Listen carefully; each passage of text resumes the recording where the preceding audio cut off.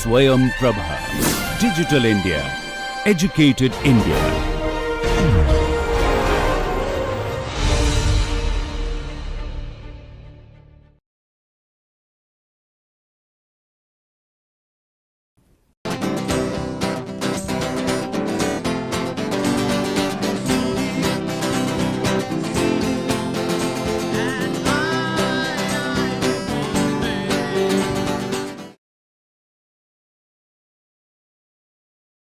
In the last class, I was discussing about representations, especially in relation to photo representation and how photo is explaining representations, the theory of mind. I have already shown you some of the points of which I will be discussing in this topic. And let us see this PPT. Representational theory of mind, hypothesis of language of thought, semantic engines, computational theory of mind, propositional attitudes, computational representational theory of mind, and intentional realism. And in this, I have explained about the representational theory of mind, and then how this representational theory of mind is related to a hypothesis of language of thought and semantic engines. Then today, I will be discussing about the computational theory of mind, which is very important to know about the representational theory of mind, because this computational theory of mind plays vital role in Fodor's concept of mind. And Fodor has explained mind not only in terms of mechanistic, but also in the non-mechanistic way, as it shows, because there is a dilemma in Fodorian concept of mind. That will be very clear if we go through all these things. As we have seen in the last few lectures, that computational theory of mind maintains that the mental processes are computational processes. The theory of computation has become more popular after the publications of Alan Turing's famous article on computing machinery and intelligence. And this thesis explains how the machine is functioning in a mechanistic way, the possibility of mechanistic mind. The Turing thesis maintains that machines have intelligence, and this intelligence capacity can find from the mechanical devices. And Turing thesis is said to be a program in abstract symbolism. In other words, if you see, a Turing machine can perform symbol manipulations. The symbols appearing of the machines are read by its scanner and are altered by its printer in accordance with a set of rules laid down in the program. The machine operates the program. The various formulas have their formal roles in virtue of their syntactic properties and not due to their semantic contents. That is to say that a Turing machine does not have semantic contents. Turing said, the reader must accept it as a fact that the digital computers can be constructed, and indeed has been constructed according to the principles we have described, and that they can in fact mimic the action of a human computer very closely. But if we see, according to Jerry Fodor, machine operations are operations on symbols on semantically interpreted objects. Thus, it is entirely possible that the machine could operate differently upon symbols according to the formal rules without bringing in the semantic content of the symbols. The computational theory of mind argues that mental states are identical with functional or computational states, and that mental processes are those operates specified by the machine table that adequately describes mental functions. And if you see, this means that the mental states and processes are analogous to the states and operations of a Turing machines. And like a Turing machines that specifies all that formally specifiable symbol manipulations. The mind too is a symbol manipulating device according to computational thesis of mind, the way even if Turing is explaining. and that is to say that the mind is a software for which the brain is a hardware, and both the systems performs computations on the symbols in their uniquely specified ways. Both are devoid of semantic properties, but moreover both sets of symbols should be semantically interpreted, and it is due to the semantic interpretations of the formula of the program that we can say that the machine operates are rule governed and meaningful. Similarly, because the symbols upon which computational operations are performed are semantically interpreted, the operations of a computer are described in intentional idioms. In short, the semantic interpretations help us to understand the computer as a semantic engines. As we have seen in the last sections, semantic engines are possible in effect given an interpretation of a formal systems with true axioms and truth preserving rules. The semantics of the formal systems will take care of itself, that is to say, if you take care of syntax, the semantic will take care of itself. A right kind of formal systems interpretations a machine can handle meaning. If we are not interpreting in the right way, then machine cannot handle the meaning. This basic insight is the underlying theory of cognitive science and artificial intelligence. The argument that the computational theory of mind is posing that mental processes are computational in a Turing machine that establishes the legitimacy of the program of artificial intelligence. Computational processes are both formal and symbolic. They are symbolic because they are performed on symbols. Similarly, the mental processes are operations on some kind of symbols like object in virtue of n form or roughly the syntax of these symbols. In this connection, it would be relevant to understand the structure of the propositional attitudes and how they can be computationally analyzed. The mental representations including the propositional attitudes constitutes the bedrock of the computational and the representational theory of mind. Let us see the propositional attitudes, because it is very necessary to explain to understand the computational theory of mind how this semantic is possible, and if you take care of syntax, semantic is possible. As we know, generally propositional attitudes are the attitudes towards propositions. In our day to day life, we have been struggling with our mental processes. The conception of mentality begins with the notions like belief, desire, intentions, hope, and etc. Many other things like intentional attitudes. These attitudes are identified by their propositional contents. For example, a belief that snow is white is identified by the proposition that snow is white. On the other hand, propositional attitudes are pervasive in our descriptive, explanatory and justificatory practices. But in these sections, we shall see that propositional attitudes are relations between organism and the external environment. Before analyzing the above point, now we have to clarify the relationship between intentionality and propositional attitudes. Intentionality, we have to go back to Searlean concept of intentionality. According to John Searle, intentionality is the property of many mental states and events by which they are directed at or about or of object and state of affairs in the world. This will be very clearer if we go through this example. If I have a belief, it must be a belief that such and such is the case.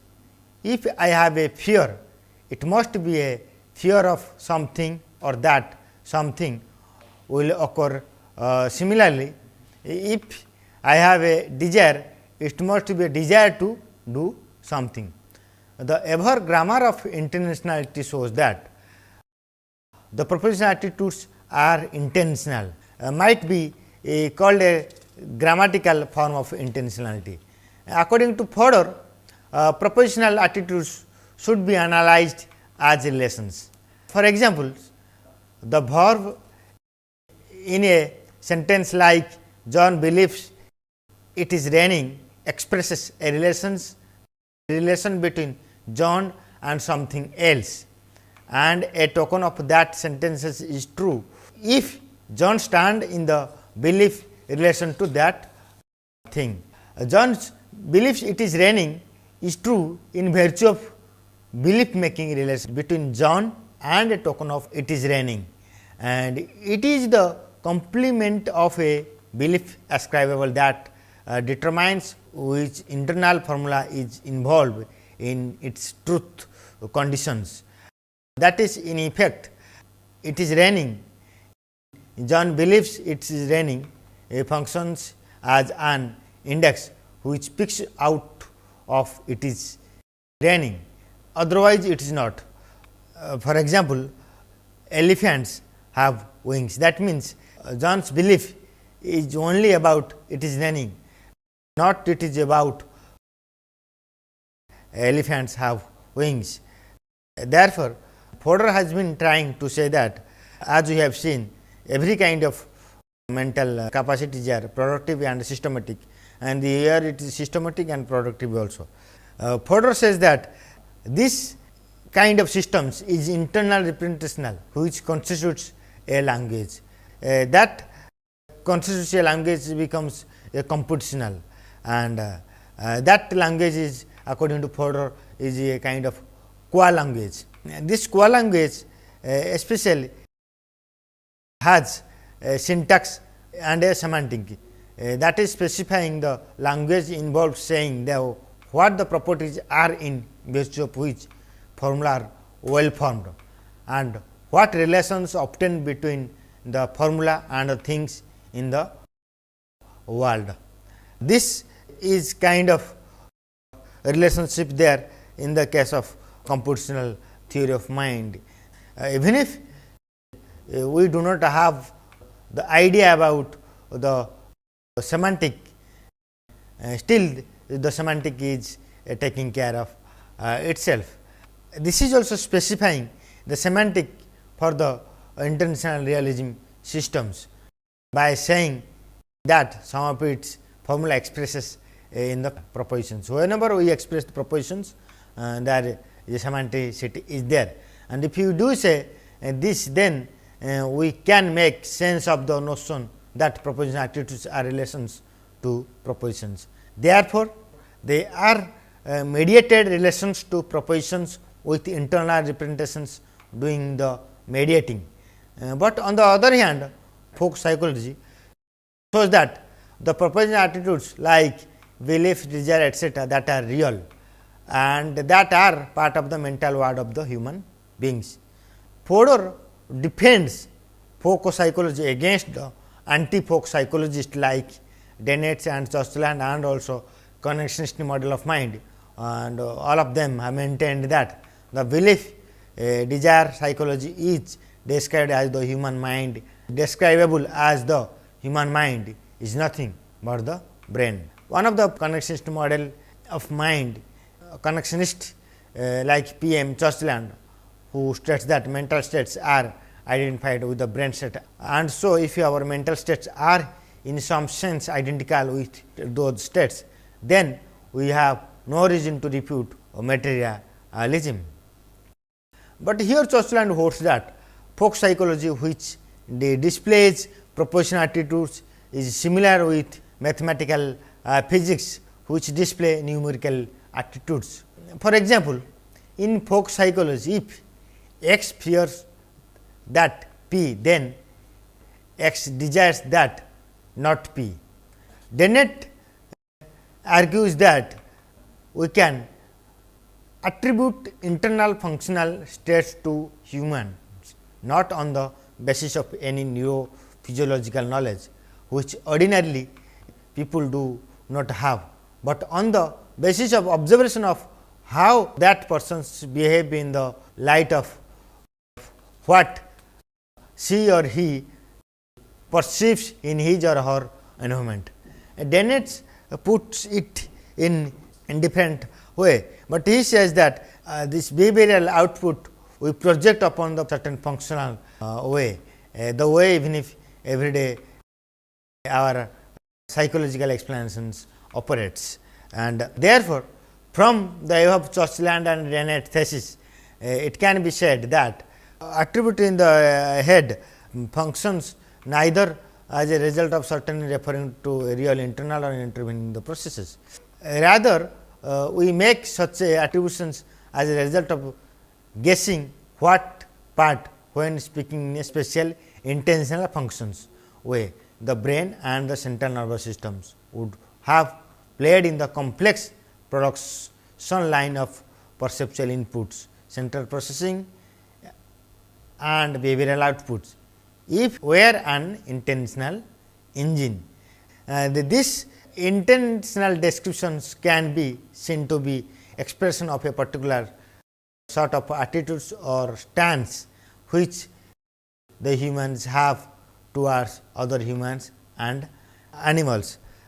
Dennett's explanation is like this. He says that behavioral can be at least sometimes explained and predicate by relying on ascription of the systems of beliefs and desires like intention, hopes and fear, etc. And he calls such systems and predications intentional explanations and predications in virtue of the intention of the items of belief and desires. In general, one can take off the intentional stance in order to explain and predict and so plan to take an actions, but we should be clear that Dennett's view differ from Fodor's. As Dennett make it clear that definition of intentional systems, Dennett has given that these intentional systems really have belief, desire, but that one can explain and predict their behavior by ascribing beliefs and desires to them. Here Dennett points out that there are other stance besides the intentional stance which we take off to things. For example, we might consider a machine from the point of view of its design, and that is we might take off the design stand. Here the design is there, because of the particular design we can call it a design stance, and like that there is an intentional stance also is there according to Dennett. If one knows exactly how a computer or a machine is designed, one can predict its designed response any more one makes by following the propositional instruction of the program. For example, if you see this example, that will be very clear. The radio engineers are wearing the diagrams have symbols for each register and register, capacitor, transistor and etc.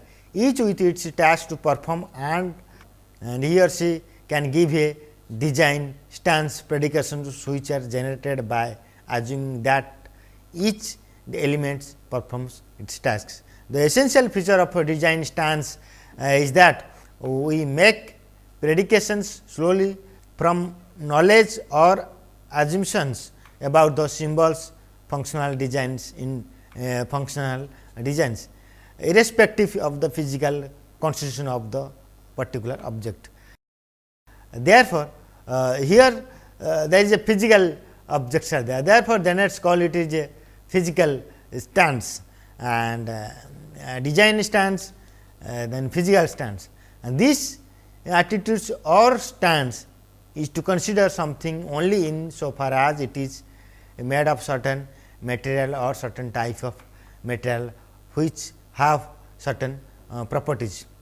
To take up the physical stance or to human is to investigate their psychology or at a more basic level, their physical level or chemistry. And however, on the other hand, the core of Drestek's account of intentionality lies in his account of the human brain and its perceptual organs as an information processing systems, which in turn is based on intentional theory developed by the cognitive theories. This information processing account of our mental life is purely physicalistic in nature, because for Drestek's accounts of intentionality of mental function is materialistic. The information processing input mechanism we call the senses, and by creating the brain as an information processor, we can build up an account of intentional states such as knowledge and belief. From here, Drestek's suggesting is that human perceptual and cognitive system is based on the transformation of information for analysis of the digital form, and it is the successful conversion of information into digital form that constitute the essence of cognitive activities.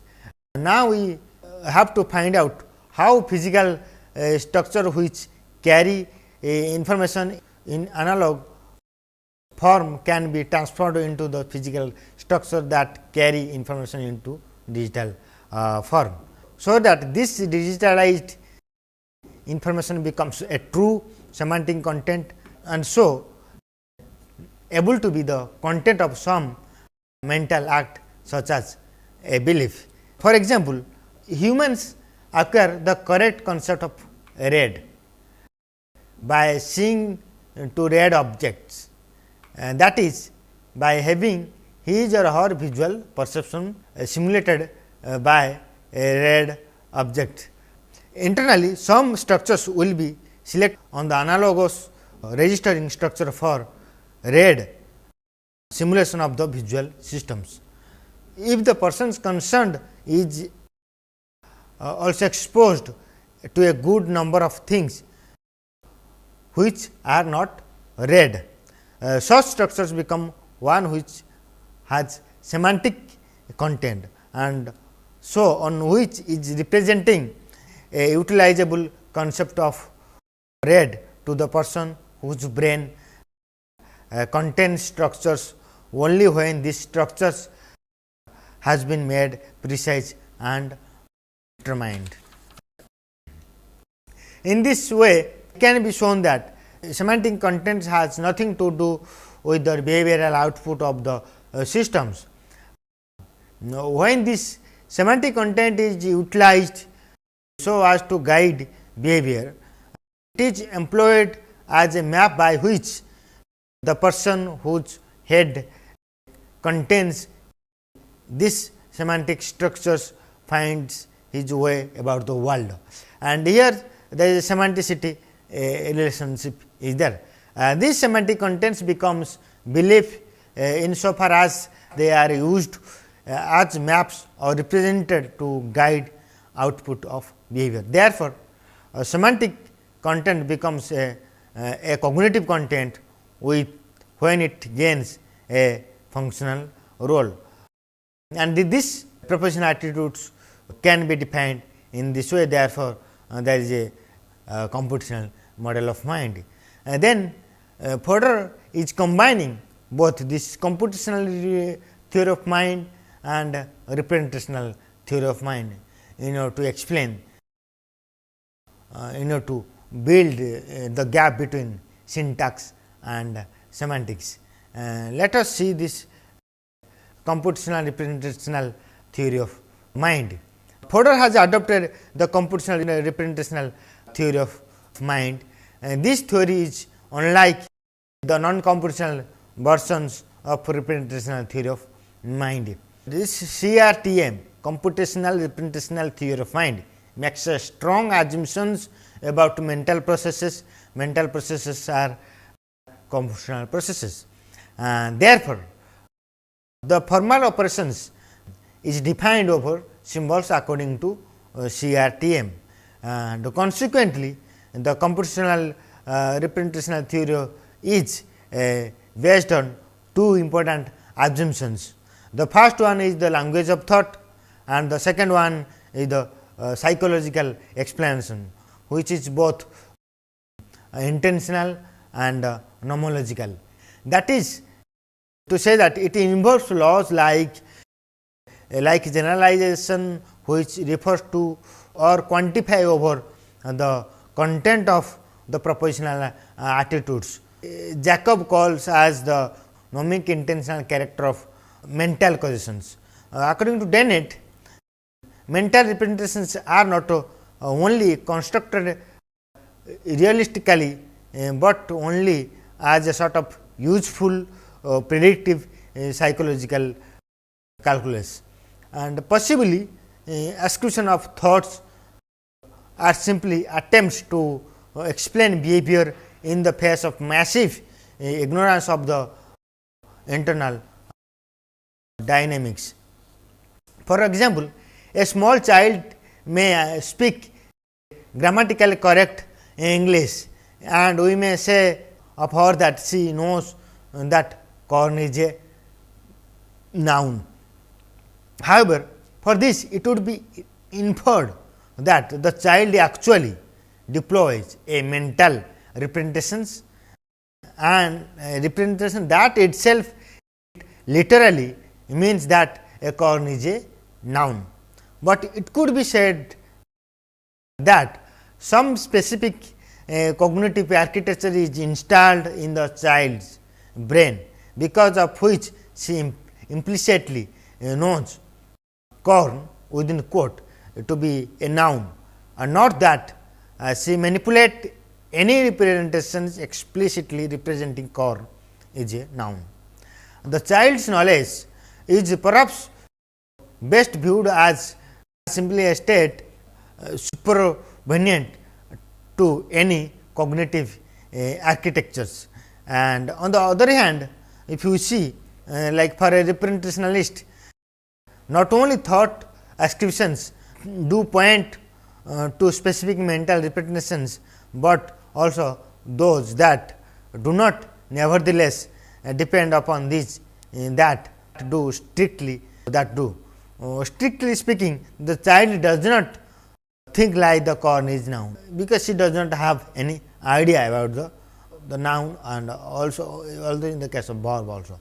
Rather, she literally thinks that it is permissible to utter please pass the corn, not please corn the plate.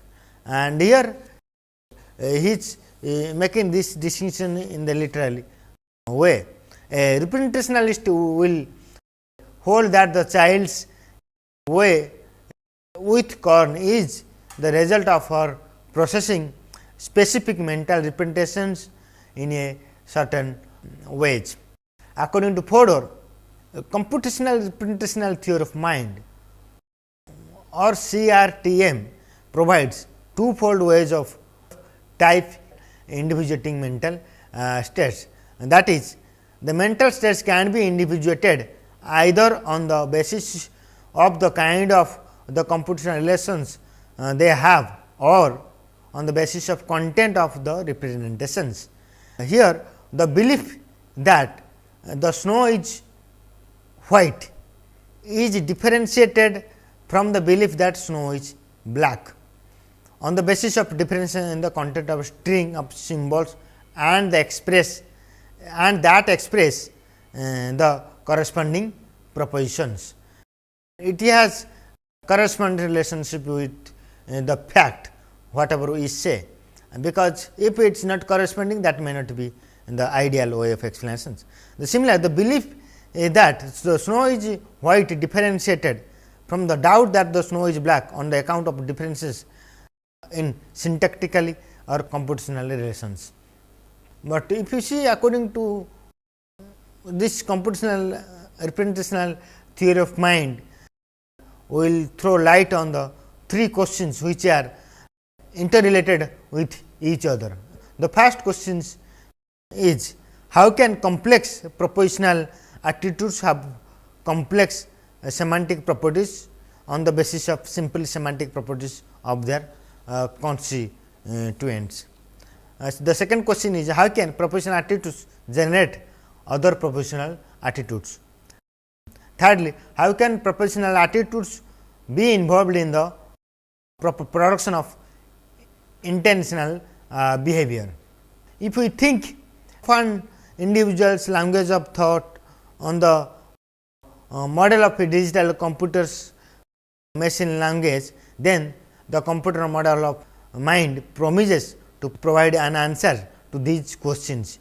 It can explain how the semantic properties are assigned to the propositional attitudes and also have a causal properties as ascribed to them. In the language of thought, as we have seen, there are two ingredients, namely a semantic ingredient and a syntactic ingredient.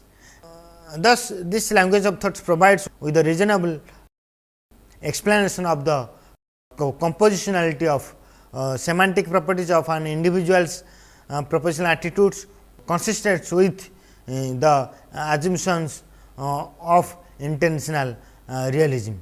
The propositional theory reduces the semantic properties of an individual propositional attitude to the semantic properties of mental representations.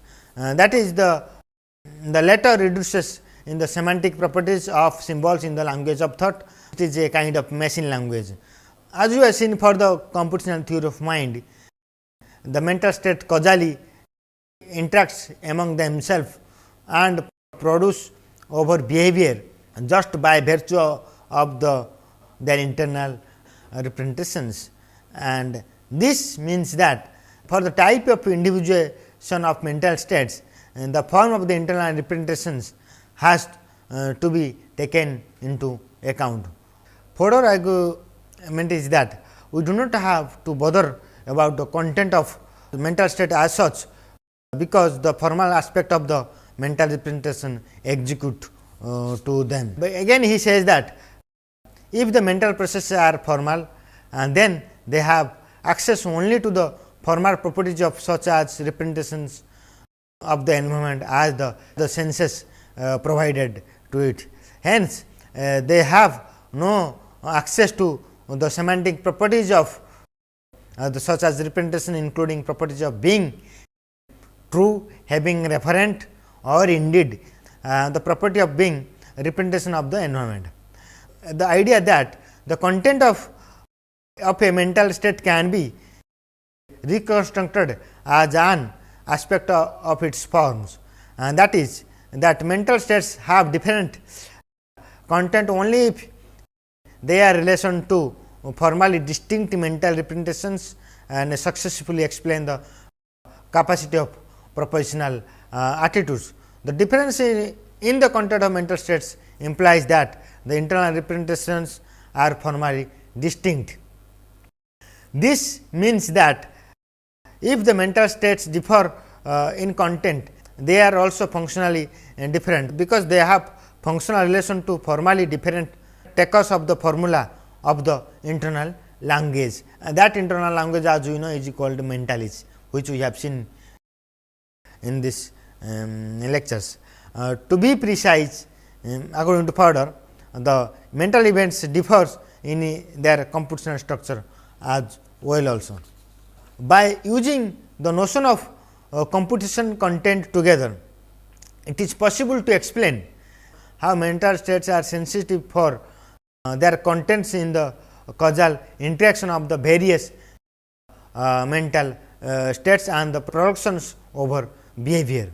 This is one within the syntactic framework of the computational representational theory of mind. The semantic notions such as truth and reference do not have any explanatory role in the syntactic theory, because the semantic notions do not figure in the formal structure. Therefore, according to Fodor, the ideal mental processes are basically formal in the sense that they can be explained computationally according to formal rule. Now, we have to see the intentional realism. because it is very important to explain about the Fodorian way of intentional realism, because Fodor, this intentional realism is really explaining how Fodor is combining the syntax and semantic in both the ways, in the computational way. And now, I will be explaining about intentional realism, which is one of the important thesis of Fodor concept of mind, how Fodor is building or establishing the relationship between mind and body. At the same time, he is trying to show how the syntax and semantics will go together in this intentional realism. A realistic theory of mind holds that intentional realism is a thesis that the mind is a primarily a representational system, or individual's mind is just a system whose job is to deliver representation of the environment for the benefit of the individual whose mind it is. An important problem for intentional realism is to offer an account of how intentional states can be causally related to one another and to the world and to the behavior of the rational agents. And it plays very vital role, because it has some kind of relationship between the agent and the world, and this intentionality is admitted by Jerry Fodor as the real feature of the mental representations, which can be computationally studied. But there is a distinction between the intentional realism and intentional irrealism. The weak sense of representation is intentional irrealism. According to intentional irrealism thesis, which claims that the so-called propositional attitudes can be thought of a mental representation of state of affairs. This is about the intentional realism, and which is, we can say, that weak sense of representationalism. In the case of a strong sense of representationalism, which is the claim that the representational properties of propositional attitudes can take us some way towards understanding aspect of conscious experience. According to intentional realism, any utterance of sentences ascribing a semantic properties to an individual's propositional attitudes express false properties, and the intentional realist is also known as a eliminative materialist, and according to whom no mental difference without some physical differences. Let us see what is eliminative materialism. According to eliminative materialism, they are eliminating the existence of mind, and there is nothing called mind at all. The thesis that our common sense conception of psychological phenomena constitute a radically false theory, a theory so fundamentally defective that both the principles and the ontology of that theory will eventually be displaced rather than smoothly reduced by complicated neuroscience.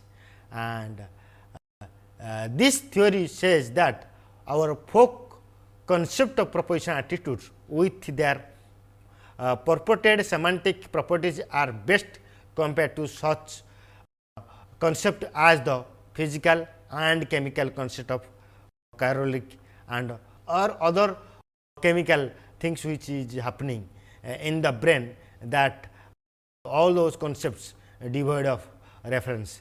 Therefore, there are no such state as propositional attitude with semantic properties according to eliminative materialism. And as you know, P. F. Churchland is one of the famous eliminative, one of the we can say that one of the founder of this thesis. The non-factual version of intentional realism is the claim that predicates that are used to refer to semantic properties of an individual's propositional attitudes simply do not stand for any genuine properties at all. And this version of intentional irrealism has been advocated by Stitch, and according to him, such predicates typically do not express properties at all. What this suggests is that there is no such thing as the property of believing that P the predicate is a belief that P does not express or correspond to a property. If this is right, then we have yet another reason for not thinking of folk psychological belief as state token, since a state of token is the instantiation of a property by an individual during a time interval.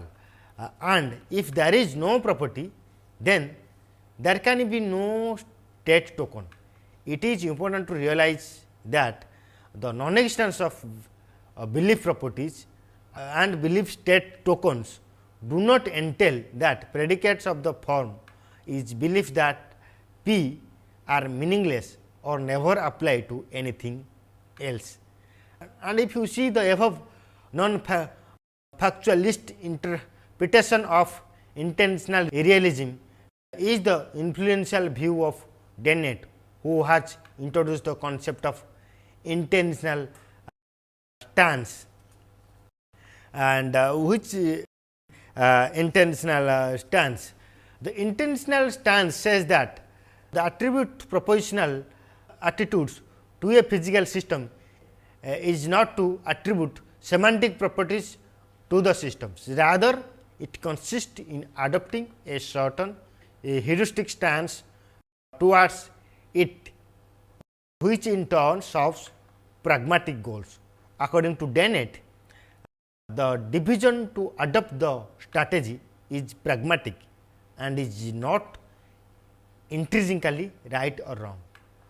Therefore, the intentional stance view says that semantic properties of an individual's properties attitudes arise from the stance taken towards by the individual by an observer or an interpreter. Then the intentional realism is different from both error theorism and non-factualist realism, because intentional realist is committed to the view that the semantic properties of an individual's propositional attitudes are genuine properties of the individual's brain. Then they say that we can ascribe three theses to intentional realism, and these three theses actually advocated by Jacob.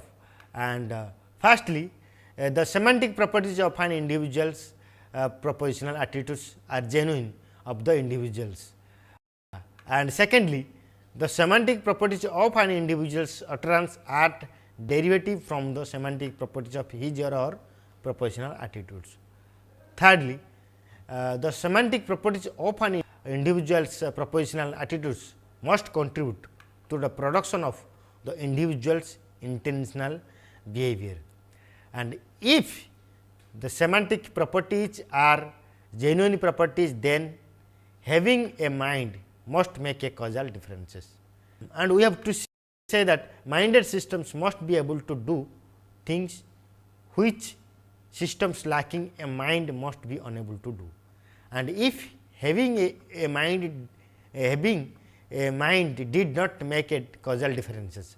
Now, the question is what would it do to have a mind? Therefore, state of mind must be causes, but the fact that minds can occupy states with semantic properties can explain why systems having a mind can do things which systems without a mind cannot do. And this is the problem of mental causation. And the problem raised by Jerry Fodor shows that the intentional realistic dilemma. On the other hand, the intentional realist is a physicalist. The mind must be a complex physical systems. On the other hand, he is also realistic about the minds. It is the view of the anti-reductionist that mind passes semantic properties which must make a causal differences, and this the issues is closely related to the issues of reducibility of a system's semantic properties to its non-semantic properties. According to Jacob, there are two ways one can think about reduction. For example, water turned to be identical to H2O molecules, and the genes turns out to be nothing but DNA molecules. Such identities are mnemonic in the sense that what is claimed is that nothing would be water unless it were composed of H2O molecules. On the other hand, semantic properties are reduced to non-semantic properties on the ground that the latter provide necessary and sufficient non-semantic condition for the possession of semantic properties. Therefore, the intentional realist like Fodor tries to bridge the gap between semantic properties and non-semantic properties. This is the main dilemma of the intentional realist, and in order to eradicate this dilemma, we have to see some of the important aspects of especially non-reductionistic thesis of mind, which will give the exact explanation of mind as well as the exact explanation of the body, and exact explanation of syntax and exact explanation of semantics.